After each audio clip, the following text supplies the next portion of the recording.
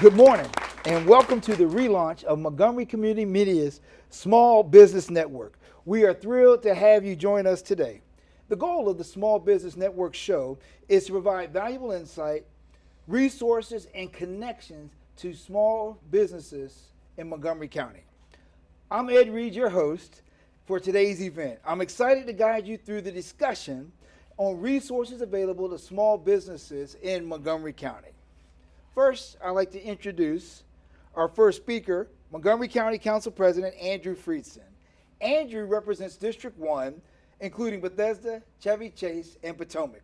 Elected in 2018, he made history as the youngest council member and continues to do so as the youngest ever council president. Welcome, Andrew. Thank you. Next, joining us is Kelly Leonard, a renowned author, keynote speaker, consultant, trainer, and podcast host. Kelly has successfully helped thousands of business leaders and organizations increase revenue, build profitable strategic partnerships, and connect with new clients. She was also the previous host of the Small Business Network before the pandemic-induced pause, so it's only right to have her as our first guest today.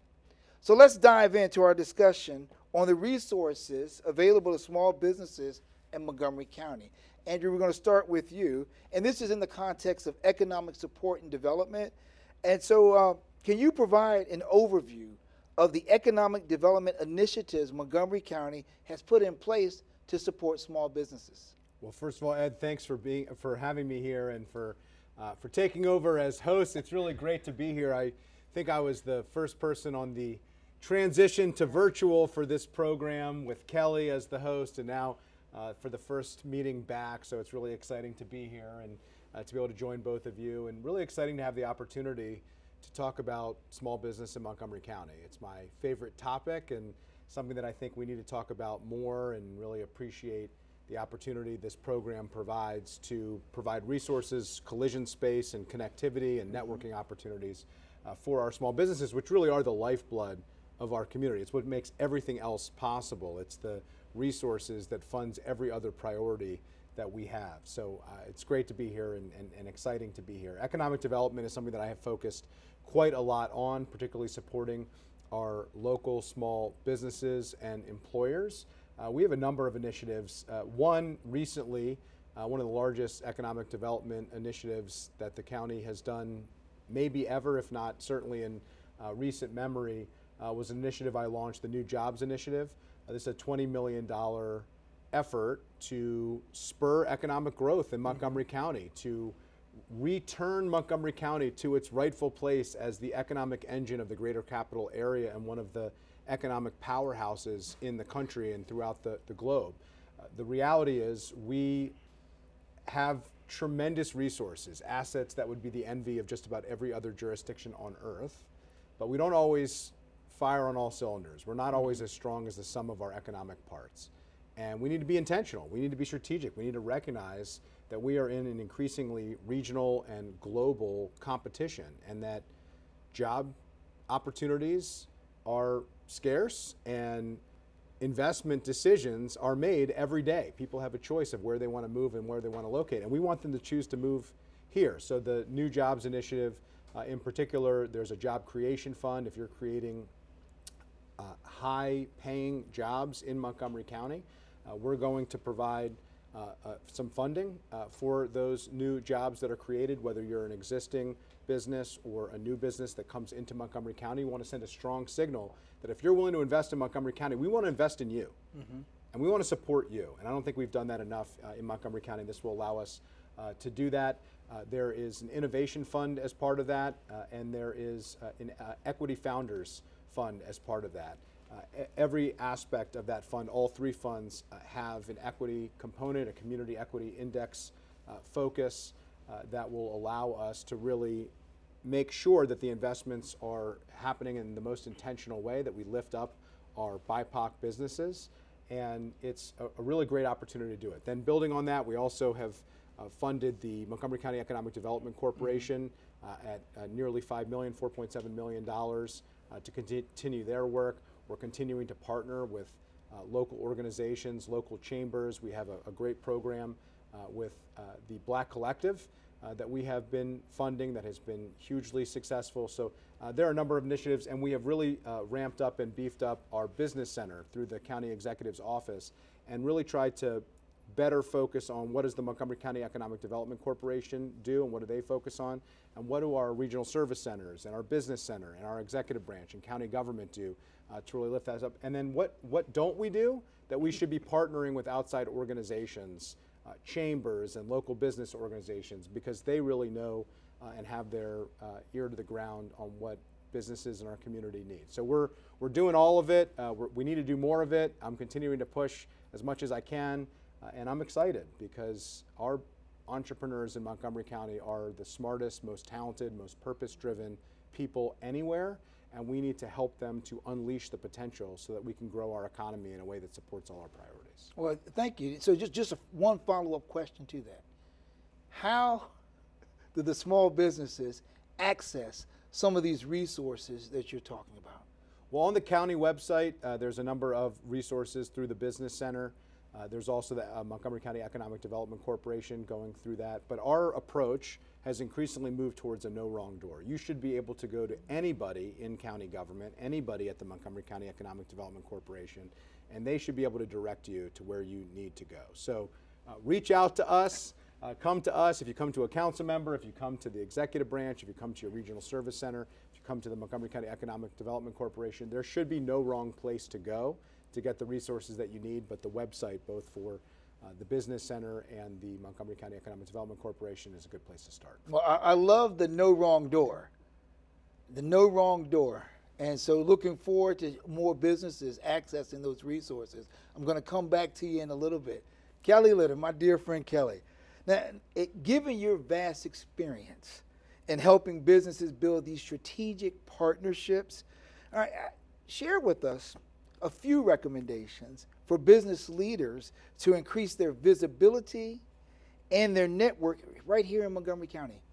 Well, Ed, I first want to thank you for just being a willing participant in keeping the flame alive and the vibrance and the love for small business here in Montgomery County. So thank you so much for taking on this awesome and incredible responsibility to be the host of the Small Business Network. So it's interesting when you think about just sort of strategically how do you do this, because I appreciate the no wrong door, because that is huge in and of itself. Because when you think about the world of entrepreneurship and small business as leaders, it's like we are so busy focused on our craft or being in our business that it oftentimes is very difficult for us to work in our business and actually be in a position to be able to tap into so many of these tremendous resources. So I love the fact that this no wrong door, because hopefully that will make it certainly easier for small businesses and entrepreneurs to access these tremendous resources, because we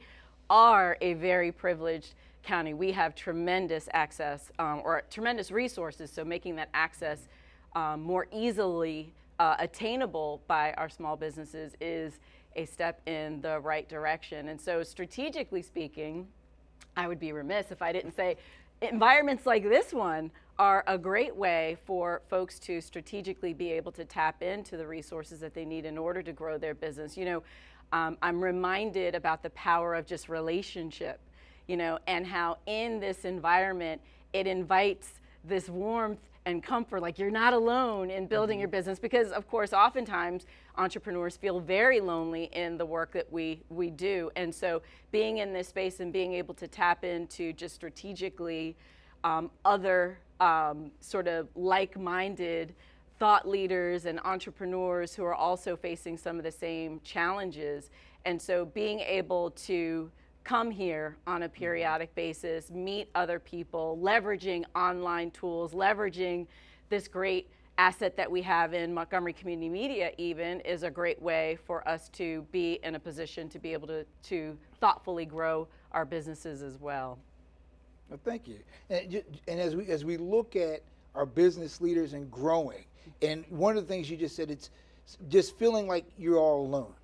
Because that happens. I grew up in a family-owned business. I know what that struggle is like, and you're so focused on the craft. But the other thing that's important, as you know, I'm a very strong believer and continuous professional development. And so talk with us about the importance of being intentional with our ongoing development.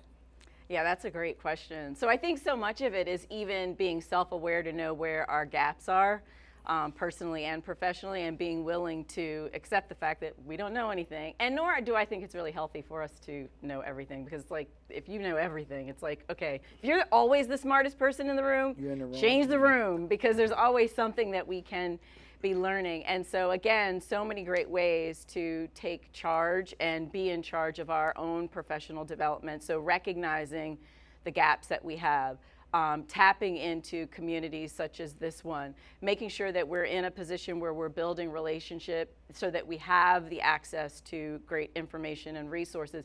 You know, I'm reminded of, even in this space and everything, all roads lead back to Small Business Network in my humble opinion, because it's just been such a tremendous resource to me personally and professionally.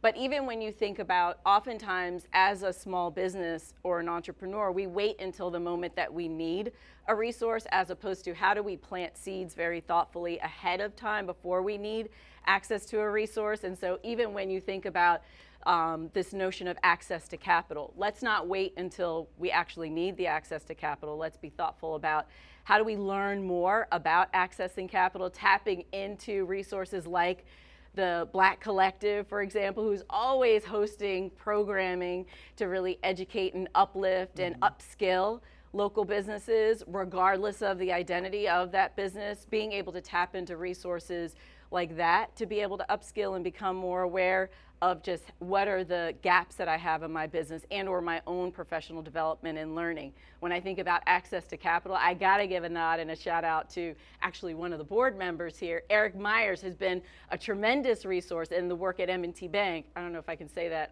but they've been a tremendous resource to me personally. Just what does it look like? How do you build relationship? And then what are the things that you need to have in place in order to thrive from a financial wellness perspective as well. As I reflect on sort of pre-pandemic days and those organizations, when we look back at who are the organizations that were really able to thrive throughout the pandemic and come out on the other side of it and really be in a position where they continue to thrive, are those organizations that I think were, number one, very self-aware of where their gaps and their pain points were, but then also were humble enough to then tap into the resources in the county to learn, okay, what is it that I need to do differently? How can I innovate and really watch trends so that I can be ahead of what's coming down the pike? So again, I'm setting myself up for longevity, scalability, et cetera. All right, and so thank you so much. I mean, my takeaway from that is that you have to be very intentional with investing time to get out there, to continue to learn. Don't be the smartest person in the room that you're in. And if you are, it's time to change the room. That's right. And so you have to come out to events. There are a lot of, I know that we have in Montgomery County several different chambers. And so going to these different events, Black Collective, go to these events. Yes. Well, thank you so much. I have a question from the audience for both of you. Either one could go first. And that is, what are the most underutilized resources you feel most business owners overlook? You want me to go? Go. Well, you mentioned chambers. I think that's a good place to start. You mentioned all of the events and opportunities, the Black Collective and some of the great programs that they put on. I am a huge believer in business organizations. I'm a huge supporter of chambers. Some chambers charge membership, some chambers don't. Everybody will welcome you to come to programs to a certain extent. I think it's a huge opportunity that many entrepreneurs don't understand the value until they actually show up and see it firsthand. And I'm a huge believer in that. We provide a number of programs on the county side, and the Montgomery County Economic Development Corporation does too. Of course, I need to pitch that, but really it's the community-based business organizations. And there are affinity group chambers, and there are geographic chambers. There are certain chambers that really specialize in different areas based on who they represent and what area of the county that they're in. The most successful businesses that I've seen are ones that take full advantage of those opportunities, many of whom are members of multiple organizations, because there are some organizations that have strength in different areas.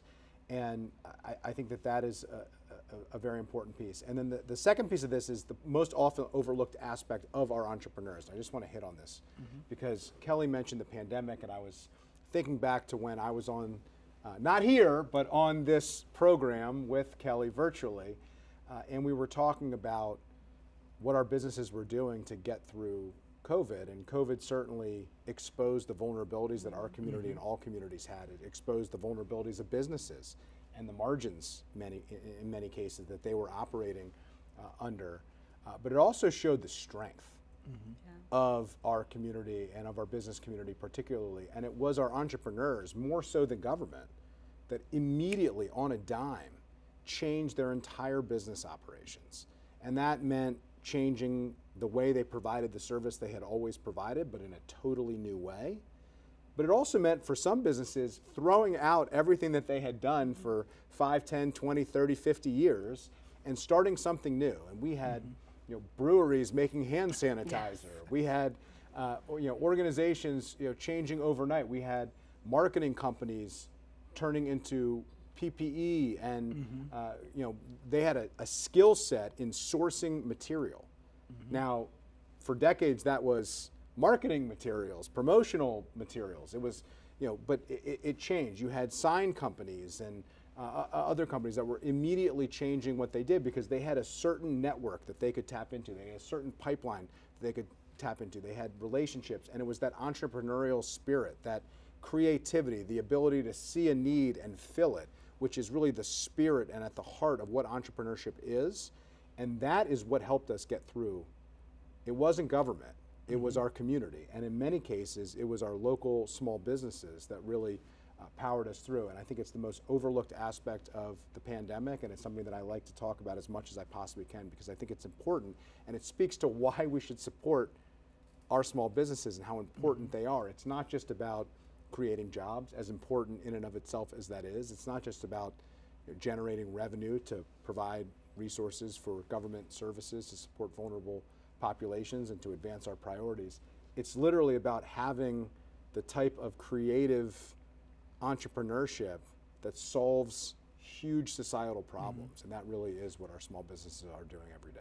Okay, thank you. Kelly, your thoughts? So most underutilized. So one of, again, back to MCM. So I think even this studio, for example, is a highly underutilized. It's a resource that's available to small business that perhaps they're not aware of. So even leveraging like the podcasting and or the great training that's available here at MCM as well in terms of just marketing and promoting your small business. So I think that's it's a gem here in the county. Another thing that I think, Montgomery College perhaps, because when you think about certifications and education and professional development, a lot of folks consider sort of Montgomery College as, oh, well, I'm not a traditional student, but there's so many great certification programs at the college available to anyone who's just wanting to upskill or take on a new skill. I would say that. And then finally, I would also say like just technology in general. So when you think about things like, AI and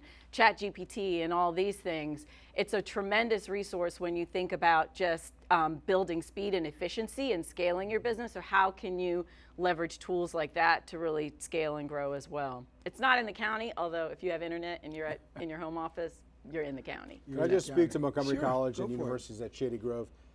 Those are really important tools for the entrepreneurs themselves, for the certifications and continuing development that you talked about. But they're also huge pipelines for talent. Yes. And so I just want to speak to that because oftentimes people are looking all over the region and all over the world for new talent to take on new jobs when some of the best talent is coming out of Montgomery College and universities at Shady Grove each and every year. And so look here first. And make sure that we're focusing on that. And I'll say, Montgomery College, in particular, the students at Montgomery College are getting practical skills, particularly if you think about our biohealth leadership and some of the technology pieces. Many students at four-year universities are getting very good education, but not necessarily practical education that will help them in a lab the next day. Right. At Montgomery College, they graduate with their certification, their associate's degree, and they have practical skills that will help them be a productive effective employee literally the next day, and for a business, that's actually more important. So just something that I think is often overlooked and should be tapped into more. All right, thank you. Another question from the floor, and I'm going to put it in context. So the question is what are some ways business owners can prepare for success before and after the upcoming, the 2024 election cycle? And putting it in context, it's where you've been working as a business with one resource in a administration, and looking at it from a local, state, and federal perspective. And now there's a change of administration, a change of philosophy, and how you're going to do business. Well, if I'm a small business and I've been working with some of these programs that have been developed, and someone new comes in and they don't necessarily want to continue what's been working for me, how do I prepare for that change, and how do I pivot if that change happens? So so much of what, and I'm assuming, like, if you think about like government contractors, Government for example. contracting. And so from my perspective, I think it's really important that we be really intentional about building relationship, because unfortunately, right, wrong, or indifferent, it's oftentimes not what you know, but who you know. And so how do we be really mindful and intentional around building relationship and rapport to really understand sort of what is the policy that could potentially be coming out? And so if we are already aware of this is potentially on the horizon, just really almost like doing a SWOT analysis, if you will, to figure out, okay, current state, strengths, weaknesses, opportunities, threats.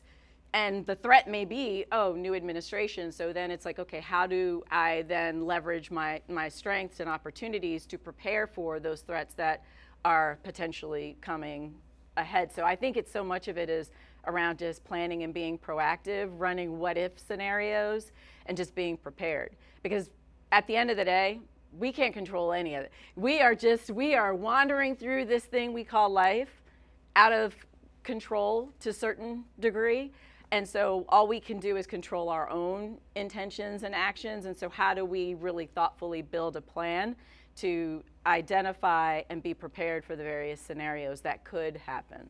Absolutely. I was a Girl Scout, by the way. So. All right, there I'm you gonna be go. ready. Always I'm gonna be prepared. There you go.